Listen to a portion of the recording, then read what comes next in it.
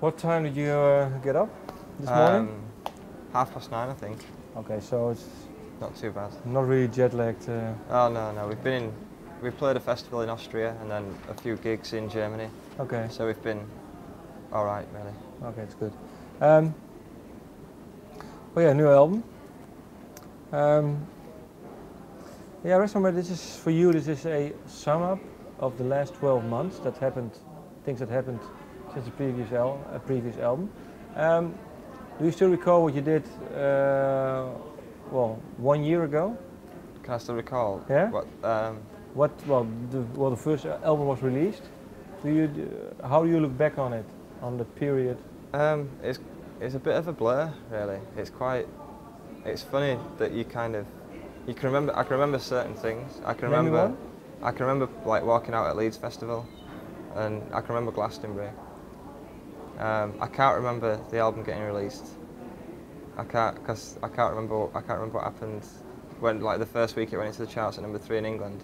I just can't remember that at all. It's really strange to certain things you just don't remember. But was it because of, well, maybe a lot of beer and stuff, or was it just excitement? I think it's just how hectic our life's been. You know, we've been so busy that you kind of almost things you don't have a chance to acknowledge things that happen, and because you've got to run off to France or something to play a gig there, and then, you know, everything happens so fast. That's kind of why we called the album Emergency. It was just because it felt like, you know, like you associate the word emergency with like panic, and that's kind of a bit like how it felt. Like there was always something that we had to rush off for. But I can imagine if you always have that feeling, that maybe sometimes it really feels like an emergency. Yeah, it's kind of, I don't know, it's just, everything was just insane for like the last year. Although in some ways it didn't even feel like it was. You know, like you almost don't realise until you stop for like 10 minutes. And as soon as you stop, you just like take a deep breath and like, Jesus, that was mental. Like. How often did you stop? And we got quite a bit of time off. But I mean, for you mentally, when did you mentally? Oh, that's the problem, is it never stopped. No?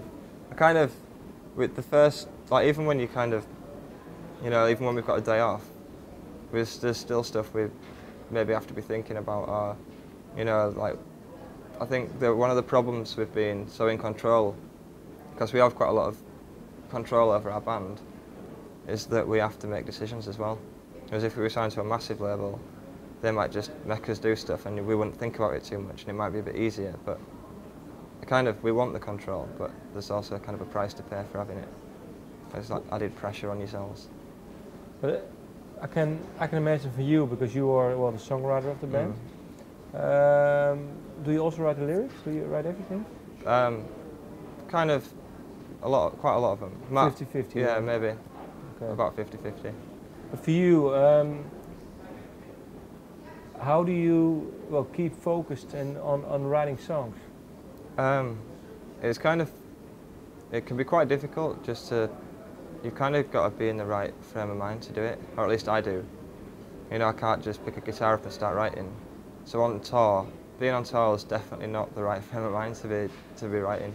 Well, there's been like the odd occasion where I've had an idea on tour and kind of got a guitar and just like played around with it and then kind of stored it in my head for a later date.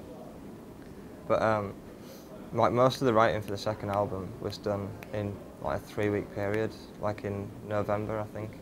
So for 3 weeks in November I was writing on a night, and then during the day we'd be practicing the songs that I was writing on a night.